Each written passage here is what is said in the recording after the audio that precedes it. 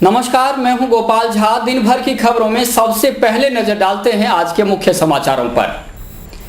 रात से पहले याद आए राम, उपसभापति नगीना बाई ने ग्रहण किया पदभार। मानदेय के तौर पर चाहिए 1 रुपया, सभापति हिसारिया ने किया ऐलान। फोटो खिंचवाने नहीं बल्कि सफाई के लिए शुरू हुआ है सफाई अभियान। सभापति का रोक बयान। इंजीनियरों ने चलाई कस्सी, बाबू ने राम प्रताप। राज के लिए राम के नाम का इस्तेमाल करने में भाजपा ने कोई कसर नहीं छोड़ी, लेकिन जब राज आया तो आला नेताओं की जुबान से राम का नाम गायब था।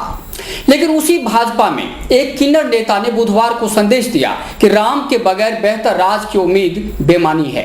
अच्छी खबर में हम आपको दिखाएंगे किस तरह उपसभापति की कुर्सी पर बैठने से पहले नगीना बाई ने जय श्री राम का उद्घोष किया। इसके अलावा यह भी दिखाएंगे कि जल संसाधन मंत्री डॉक्टर राम प्रताप की मौजूदगी में एडिशनल चीफ इंजीनियर ने किस तरह चलाई कस्सी और बाबू ने उठाए बट्ठल।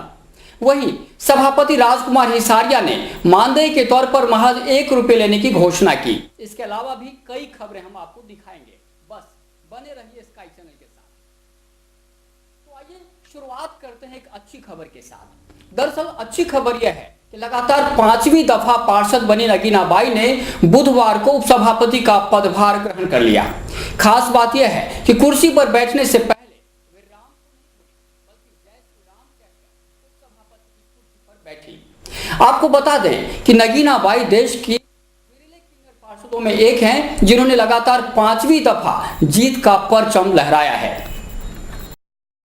राज के लिए कभी राम का नाम लेने वाली भाजपा भले राम मंदिर के मसले पर चुप्पी साध गई, लेकिन लगातार 5वीं दफा पार्षद बनकर उपसभापति की कुर्सी तक पहुंचने वाली नगीना बाई को राम याद हैं। लिहाजा नगीना बाई जब उपसभापति का पदभार ग्रहण करने पहुंची तो उन्होंने कुर्सी पर बैठने से पहले जय श्री राम का नाम लिया। जरा आप भी देखिए उस खास पल को जब नगीना बाई ने कुर्सी पर बैठने से पहले मर्यादा पुरुषोत्तम श्री राम का स्मरण किया, कुछ इस तरह।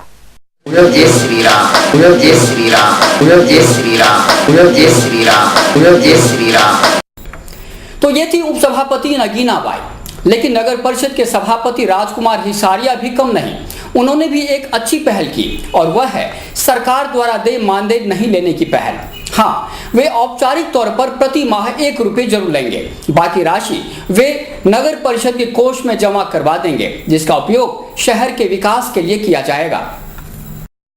ना खाएंगे और न ही खाने देंगे, यह बयान दिया था सभापति बनने से पूर्व राजकुमार हिसारिया ने।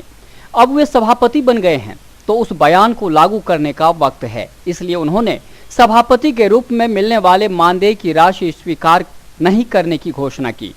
हिसारिया ने कहा कि खुद की आर्थिक स्थिति परमात्मा की कृपा से ठीक है, ऐसे में मानदेय नहीं चाहिए। हाँ, प्रति माह मानदेय के रूप में 1 रुपये टोकन के रूप में प्राप्त करता रहूंगा और बाकी राशि नगर परिषद के कोष में लौटा दूंगा। म्युनिसिपल कॉरपोरेशन से जो मानदेय मेरे को मिलता है, मैंने ये फैसला किया है कि मैं 1 रुपये प्रति माह टोकन मनी के हिसाब से ही लूँगा और बाकी मैं बोर्ड को छोड़ रहा हूँ। पीछे उद्देश्य भी ठीक है, बोर्ड में ज़्यादा से ज़्यादा इनकम हो और अधिकारियों और कर्मचारियों को भी ये एक मैसेज जाए कि भाई वो सही तरीके से अपना काम करें। बात शहर की सरकार से संबंधित हो रही है तो इसी कड़ी में आपको बता दें कि नगर परिषद के सभापति राजकुमार हिसारिया ने शहर में पखवाड़ा भर के लिए विशेष सफाई अभियान का आगाज किया है। उन्होंने वार्ड नंबर 10 में इस अभियान का श्री गणेश किया। साथ ही कहा कि सिर्फ फोटो खिंचवाने के लिए यह अभियान नहीं है, बल्कि शहर को साफ सुथरा रखने के लिए यह पहल की गई है जो निरंतर जारी रहेगी। नगर परिषद के सभापति राजकुमार हिसारिया ने शहर में विशेष सफाई अभियान का आगाज किया। इसके तहत वार्ड नंबर 10 में उन्होंने खुद अपने हाथों में झाड़ू लेकर सड़कों की सफाई की। इस दौरान उपसभापति नगीना बाई, पार्षद गुरदीप सिंह बब्बी और पार्षद परमजीत कौर आदि भी मौजूद थीं।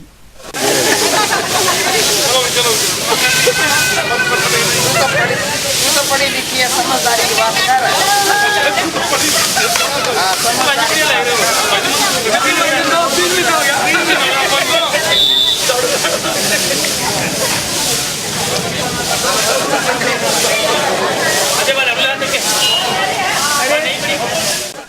जब पत्रकारों ने पूछा कि क्या यह सिर्फ फोटो खिंचवाने के लिए अभियान है, तो हिसारिया ने दो टूक कहा कि नहीं, ऐसा बिल्कुल नहीं है। इस अभियान को निरंतर जारी रखा जाएगा। ये अभियान शुरू हुआ है तो सिर्फ फोटो तक सीमित रहेगा? नहीं, फोटो तक नहीं है। हर वार्ड के अंदर हर जिम्मेवार कर्मचारियों की ड्यूटियां लगाई हुई है। सुबह से शाम तक वो इसी काम को देख रहे हैं और हम भी बराबर उनका निरीक्षण कर रहे हैं। वार्ड नंबर 11 की पार्षद और उपसभापति नागीना बाई ने कहा कि प्रधानमंत्री भी स्वच्छता का संदेश दे रहे हैं, तो हमें इस बात का मतलब समझना चाहिए। सफाई अभियान की शुरुआत की है, जिसमें हमारे सभापति महोदय ने उद्घाटन किया है आज। और सफाई अभियान हमारे लिए बहुत ही एक अच्छा ये संदेश है जो कि हमारे प्रधानमंत्री जी ने सफाई अभियान के लिए पूरे देश में ये अभियान चलाया हुआ है। तो मैं तो कहती हूँ कि हमने भी सबने ये मिल के कसम खानी चाहिए कि हम हमारे शहर को सफाई व अच्छा सुंदर शहर बनाना है। वहीं पार्षद परमजीत कौर ने गांधीनगर से मार्केट जाने के लिए सुगम रास्ता बनवाने की मांग की। उन्होंने रेलवे पटरियों के ऊपर से ब्रिज बनवाने के लिए सामूहिक प्रयास करने की जरूरत बताई। सभापति ने मौके का मुआयना कर सांसद और विधायक के साथ मिलकर समाधान करवाने का भरोसा दिलाया।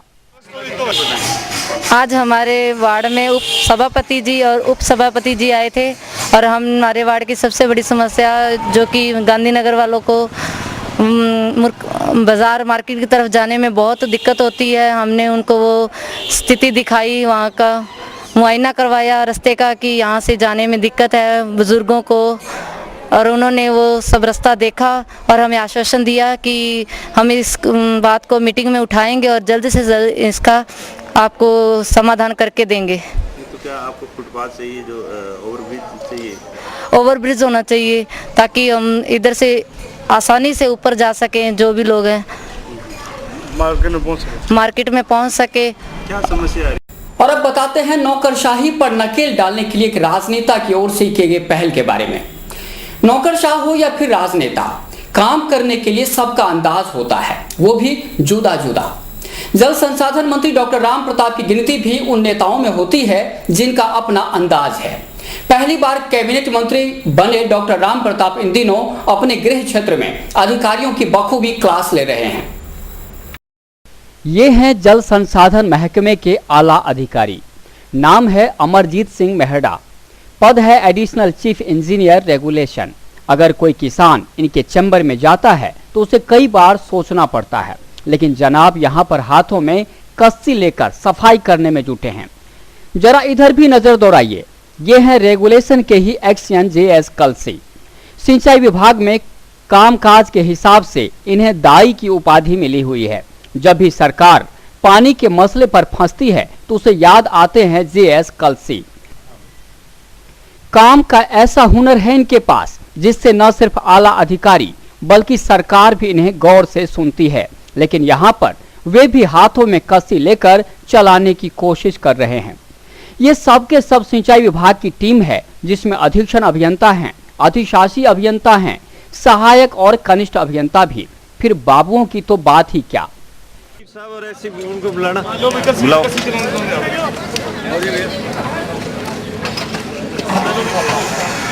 मांगे हाथ में दो कस्सी। और कच्ची है ना, ये चीज होगा हाँ ठीक है। कौन है बलजीत? बस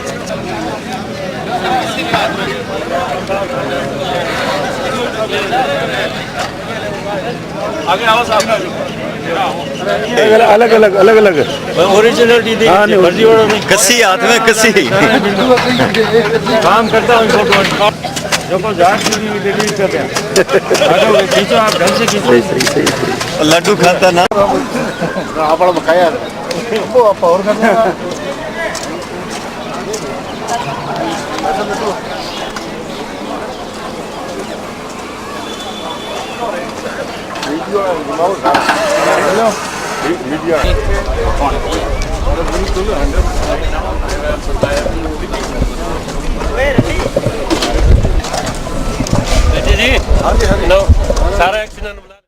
इन तस्वीरों को देखकर कोई भी व्यक्ति लोकतांत्रिक मुल्क में रहने पर इतराएगा ही। अफसर हैं तो क्या हुआ, मन में सेवा का जज्बा है। नेता हैं तो क्या हुआ, सेवा करने का मादा है। भला इस बात को समझने में additional chief engineer Amarjeet Mehra और एक्सियन JS कल से इनकार क्यों करेंगे।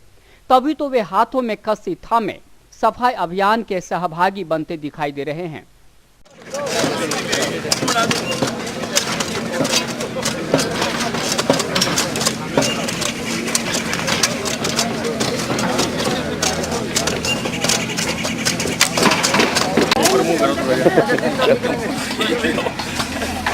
आज घर पे रोड़े करवाने हैं मैंने सारों में।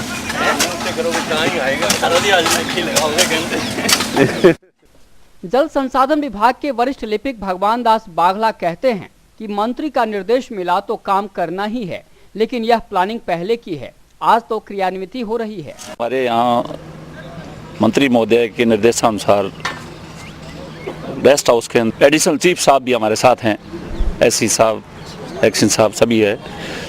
सभी ने बड़े मेहनत करके और श्रमदान किया है, जिसमें सहायक कर्मचारी, लेडीज़, जितने कर्मचारी हैं सभी ने खूब सहयोग दिए, बढ़ चढ़ के हिस्सा लिया। नहीं, पहले कभी नहीं किया। ऑफिसों में किया था, यहाँ रेस्ट हाउस में कभी नहीं हुआ। रेस्ट हाउस में काफ़ी कूड़ा कचरा खूब खड़ा था। मैं 7:15 बजे आ गया था, उससे पहले काफ़ी कर्मचारी आए हुए थे उससे, और सभी कर्मचारी दिल से, तय दिल से, सहयोग से, मतलब किसी का कोई उसको में लेना देना नहीं।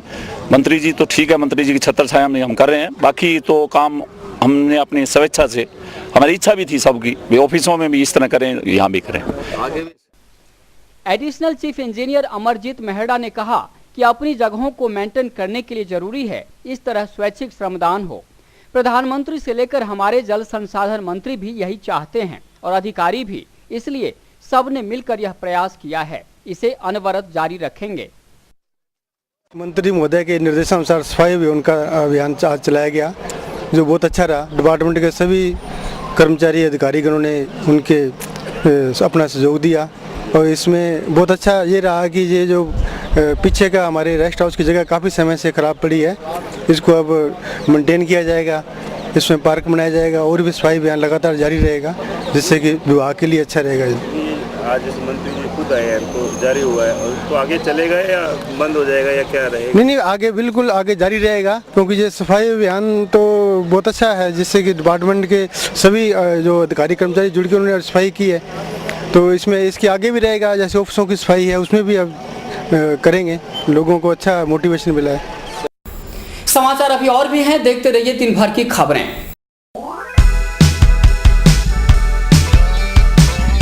मीत कलेक्शन, एक कंप्लीट जेंट्स वेयर शोरूम।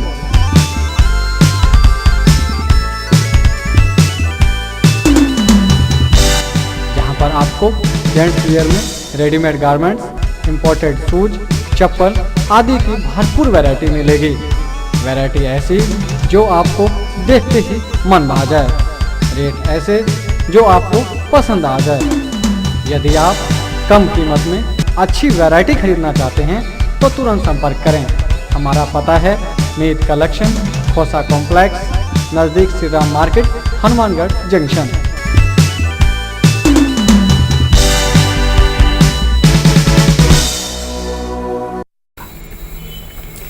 अच्छे दिन लाने का ख्वाब दिखाने वाले प्रधानमंत्री के खिलाफ जब साल भर में मुर्दाबाद के नारे लगने लगे तो कोई भला क्या कह सकता है।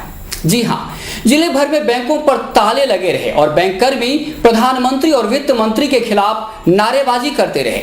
वे वेतन विसंगतियों को दूर करने की मांग कर रहे हैं। ये हैं बैंक कर्मी, जिला मुख्यालय पर केंद्र सरकार के खिलाफ नारेबाजी कर रहे हैं। आंदोलन क्रमबद्ध चल रहा है। बुधवार को उत्तरी क्षेत्र में हड़ताल रखने का निर्णय किया गया था। इसके तहत प्रदेश भर में अधिकांश बैंकों पर ताले लगे रहे।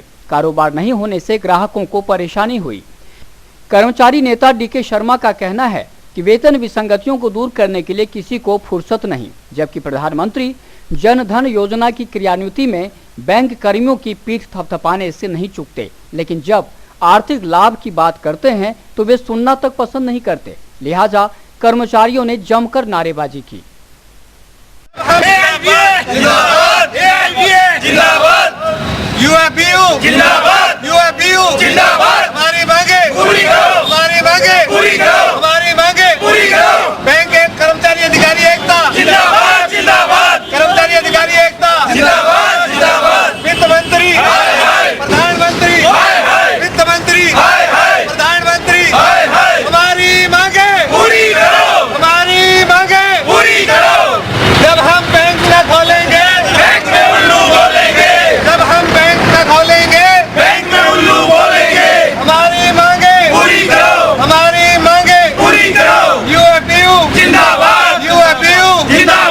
बैंक यूनियंस के बैनर तले 2 से 5 दिसंबर 2014 तक 4 दिवसीय रिले क्षेत्रवार हड़ताल का आयोजन किया गया है।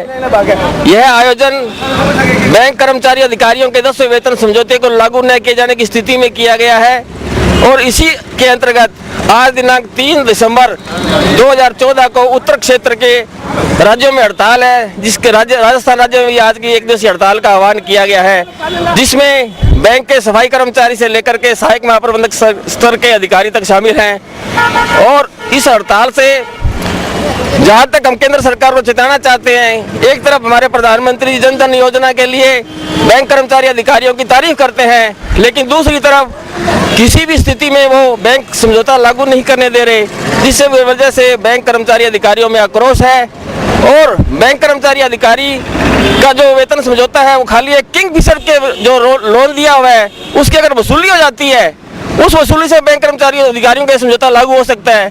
उसकी तरफ बैंक ध्यान नहीं दे रही, गौरव सरकार ध्यान नहीं दे रही, लेकिन कर्मचारियों का समझौता लंबित किया जा रहा है। और इसी के अंतर्गत अगर समझौता लागू नहीं किया गया तो भविष्य के अंदर हम अनिश्चितकालीन हड़ताल पर भी जाएंगे।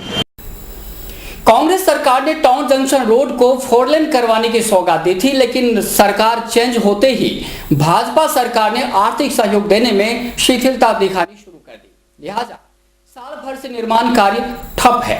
परेशान नागरिकों ने 8 दिन का अल्टीमेटम देते हुए कहा कि अगर निर्माण शुरू नहीं हुआ तो वे आंदोलन तेज करेंगे। हनुमानगढ़ जंक्शन और टाउन के बीच 4 लेन सड़क निर्माण में आ रही बाधाओं से पब्लिक परेशान है। बार बार कहने के बावजूद जब कोई ध्यान नहीं दिया गया तो जनता जैसे आक्रोशित हो उठी। सामाजिक कार्यकर्ता राजेंद्र सिंह रोमाणा के नेतृत्व में नागरिकों ने हंगामा किया और सरकार को अल्टीमेटम देते हुए कहा कि अगर निर्माण शुरू नहीं हुआ तो वे तेज आंदोलन करेंगे। 1.5 साल से ये सड़क गहलोत सरकार से ये शुरू हुई थी, आज तक इस सड़क का निर्माण नहीं हो रहा है। इतने खड्डे हैं, लोग इतने परेशान होते हैं, सरकार इसकी कोई सूद नहीं ले रही। अगर ये 8 दिन के अंदर सड़क निर्माण दोबारा शुरू नहीं किया तो हम एक बड़ा आंदोलन तैयार करेंगे। इसकी सारी प्रशासन की जिम्मेवारी होगी। सड़क पे हजारों लोग रोज चोटिल होते हैं, सरकार का इसकी ओर ध्यान नहीं है। यहाँ का जो मंत्री साहब है वो भी आराम से नींद सो रहे हैं, जनता परेशान हो रही है, सड़क नहीं बना रहे। एक खबर मोटर स्पोर्ट्स को लेकर। दरअसल हनुमानगढ़ के खिलाड़ी यूं तो प्रदेश और देश में जीत का परचम लहराते रहते हैं, लेकिन अब इसमें एक और नया अध्याय जुड़ गया है और वो है मोटर स्पोर्ट्स का क्षेत्र। पहली बार मोटर स्पोर्ट्स में भाग लेने वाले हनुमानगढ़ के गुरपिंदर सिंह केपी, भानु प्रताप सिंह और रघुनाथ चाहर ने श्रेष्ठ प्रदर्शन कर चैंपियनशिप जीतने में कामयाबी हासिल कर ली। बीकानेर में हुई मोटर स्पोर्ट्स चैंपियनशिप, इसमें शामिल हुई उत्तरी भारत के कमोबेश सभी राज्यों की टीमें। पहली बार हनुमानगढ़ की टीम ने भी भाग लिया। इसकी अगुवाई कर रहे थे गुरपिंदर सिंह उर्फ केपी, भानु प्रताप सिंह और रघुनाथ चाहर। तीनों की ऐसी तिकड़ी रही कि हनुमानगढ़ चैंपियनशिप हासिल करने में सफल रहा। विजेता घोषित होने के बाद हनुमानगढ़ पहुंचे खिलाड़ियों का गर्मजोशी से स्वागत किया गया। गुरपिंदर सिंह केपी ने स्काई चैनल से बातचीत में स्वीकार किया कि अगर मोटर स्पोर्ट्स को प्रोत्साहन मिले तो काफी फायदे होंगे। बीकानेर में हुई अल्टीमेट डेजर्ट चैलेंज में हनुमानगढ़ से एक टीम गई थी, जिसमें 9 गाड़ियां थी और काफ़ी बड़ा चैलेंज था। 3 दिन का ये चैलेंज था, काफ़ी टफ था और जिसे हमने जीता है और हमें मान महसूस होता है कि हनुमानगढ़ का नाम बीकानेर में रोशन हुआ है। और जो भी बाहर से टीमें आई थी, दिल्ली से भी, गुड़गांव से, चंडीगढ़ से, उन्होंने भी हमारा लोहा माना और हमें बधाइयाँ दी हैं। और हनुमानगढ़ से पहली बार हम गए हैं और जीत के आए हैं, तो बहुत खुशी की बात है। Extreme off roader club Ludhiana से आए थे इस कंपटीशन में हिस्सा लेने, भाग लेने। राजस्थान में जो इवेंट करवाया था, जैसे ट्रैक थे, it was very different experience for us. पहली बार हमने एक्सपीरियंस किया, very nice experience. North India की सभी टीमें यहाँ पर मौजूद थी, सभी टीम्स ने बहुत बढ़िया परफॉर्म किया। हमारे ड्राइवर्स, हमारी टीम ने अपनी एक्सपर्टीज़ दिखाई और हम ये टीम ट्रॉफी लेकर आए हैं। We have beat all the teams and we are very proud of it. Thank you. मेरे दोस्तों का जो मेरी रिक्वेस्ट से इतनी दूर से मेरे साथ आए और इतना साथ दिया मेरा, तो काफ़ी अच्छी परफॉर्मेंस रही सभी की। ख़ास तौर से हमारी जो टीम पंजाब से आए हमारे दोस्त, तो thanks to him, thanks to all and बहुत अच्छा event Dune adventure sports club ने करवाया। आशा है ये हर साल होता रहे, तो हम जरूर पार्टिसिपेट करेंगे। और जो मोटर स्पोर्ट है हमेशा चाहते हैं और एडमिनिस्ट्रेशन से भी यही चाहते हैं कि ये होता रहे। होमगार्ड, इसका शाब्दिक अर्थ है घर का प्रहरी। जी हाँ, होमगार्ड के जवान सीमित संसाधन और मामूली मानदेय मिलने के बावजूद बेहतरीन सेवा करने में अग्रणी भूमिका निभा रहे हैं। इन दिनों होमगार्ड की ओर से नागरिक सुरक्षा सप्ताह मनाया जा रहा है। इसके तहत जवानों ने जन जागरूकता रैली निकाली। गृह रक्षा प्रशिक्षण केंद्र हनुमानगढ़ की ओर से होमगार्ड का नागरिक सुरक्षा सप्ताह मनाया जा रहा है। इसके तहत बुधवार को प्लाटून कमांडर सुरेंद्र कुमार शर्मा के नेतृत्व में जन जागरूकता रैली निकाली गई। वाहन रैली के रूप में जवान शहर के विभिन्न सड़कों से होकर गुजरे और बाढ़, कानून व्यवस्था बिगड़ने, सांप्रदायिक तनाव व आगजनी आदि की स्थिति से निपटने के लिए नागरिकों को उपाय बताए गए। शर्मा ने कहा कि 6 दिसंबर को होमगार्ड का स्थापना दिवस समारोह पूर्वक मनाया जाएगा।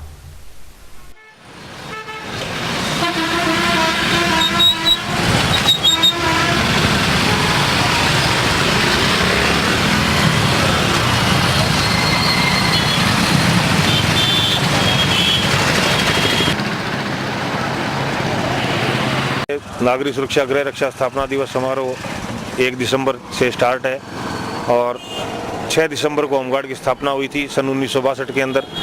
स्थापना 1962 में जो स्थापना उस उपलक्ष्य में हर वर्ष 6 दिसंबर को होमगार्ड्स डे मनाया जाता है पूरे हिंदुस्तान के अंदर, जिसके संबंध में आज जन जागरूकता रैली निकाली गई है। आम जन को हर बाढ़, आपदा, अन्य विपदाओं से और प्राथमिक उपचार आदि के बारे में जानकारी देने के लिए पंपलेट्स वगैरह वितरण किए गए हैं। समादेष्टा महोदय की तरफ से अपने विभाग की और अन्य कार्यक्रमों के रूप में रूपरेखा में पंपलेटों में दिया हुआ है। इस विभाग के द्वारा जिले के अंदर कानून व्यवस्था आदि के अंदर अन्य गोदामों में और अन्य संस्थाओं के अंदर होमगार्ड्स की ड्यूटियां लगती रहती हैं और आज तक ये जिला सर्वोपरि रहा है ड्यूटियों के मामले में और जवानों की तरफ से हर तरह की बहुत बढ़िया ड्यूटियां देते रहे हैं। चाहे यातायात के अंदर भी होमगार्ड्स लगते हैं। कल जवानों का सामूहिक अभ्यास होगा परेड आदि का, 5 तारीख को गेम्स वगैरह का प्रोग्राम होगा, 6 तारीख को मनजीत सिंह समादेष्टा महोदय द्वारा ध्वजारोहण किया जाएगा, सांस्कृतिक कार्यक्रम किए जाएंगे और समापन का समारोह का समापन किया जाएगा। और भी वक्त है हेडलाइंस का।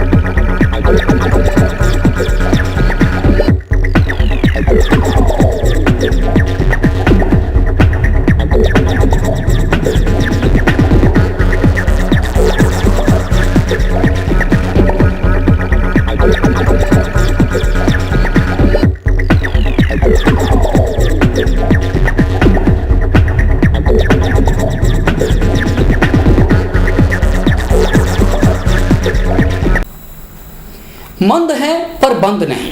जी हाँ, यही संदेश था उन बच्चों का जिन्हें हम विशेष आवश्यकता वाले बच्चे कहते हैं। सामाजिक न्याय अधिकारिता विभाग की ओर से विकलांग दिवस पर हुए कार्यक्रम में बच्चों ने इस तरह उम्दा प्रदर्शन किया जिससे अतिथियों की आंखें भर आई। आप भी आइए जरा देखते हैं बच्चों के नृत्य की बारीकियां।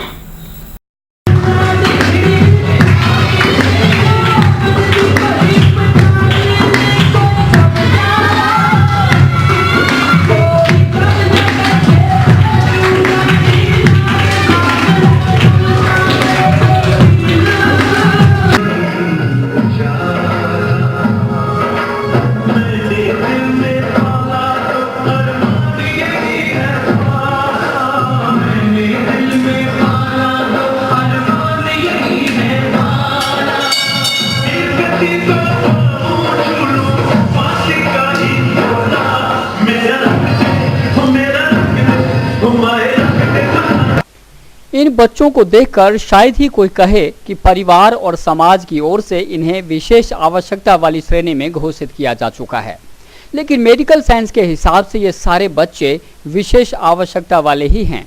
बावजूद इसके प्रशिक्षक हेमंत गोयल और उत्तम शुक्ला जैसे पारखी हों तो ऐसे बच्चों को समाज की मुख्य धारा से जुड़ने में समय नहीं लगता।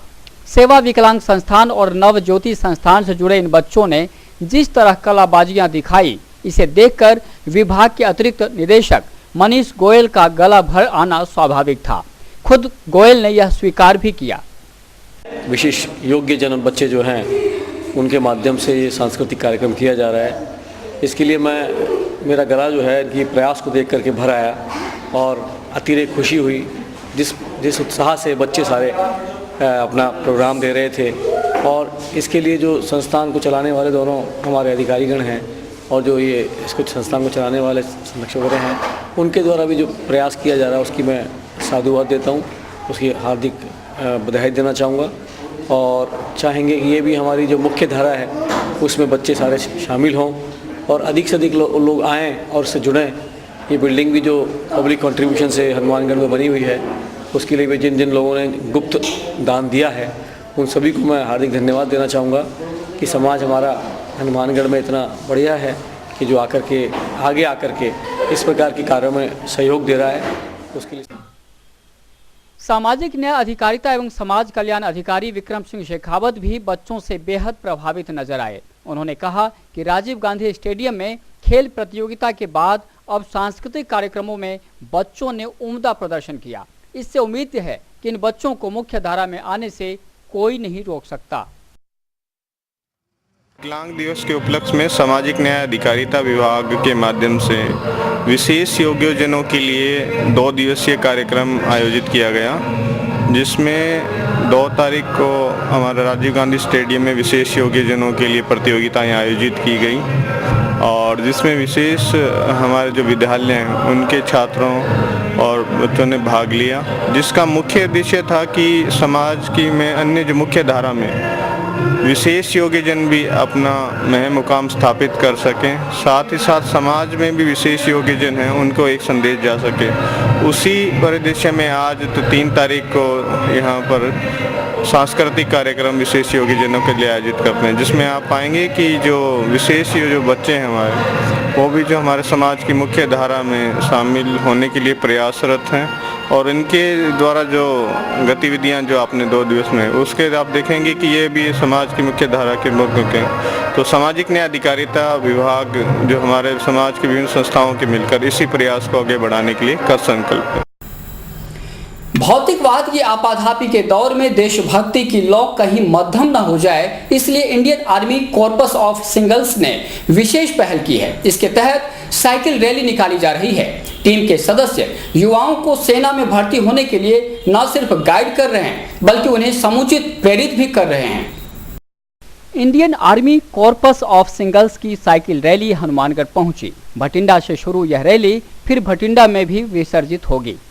कैप्टन शुभम मित्तल और उनकी टीम ने ग्रामीण क्षेत्रों में जाकर युवाओं को सेना के बारे में बताया। खासकर एनसीसी के कैडेट्स का मार्गदर्शन किया गया। इसके तहत वे एनएमपीजी कॉलेज भी गए। एनसीसी के कैडेट्स ने खूब सवाल किए, जिनका समुचित जवाब दिया गया। कोई वीक या नहीं है तो आप लोग तो एनसीसी वाले ऐसे ही हो, तो ये बात समझने की बात नहीं है, ठीक है।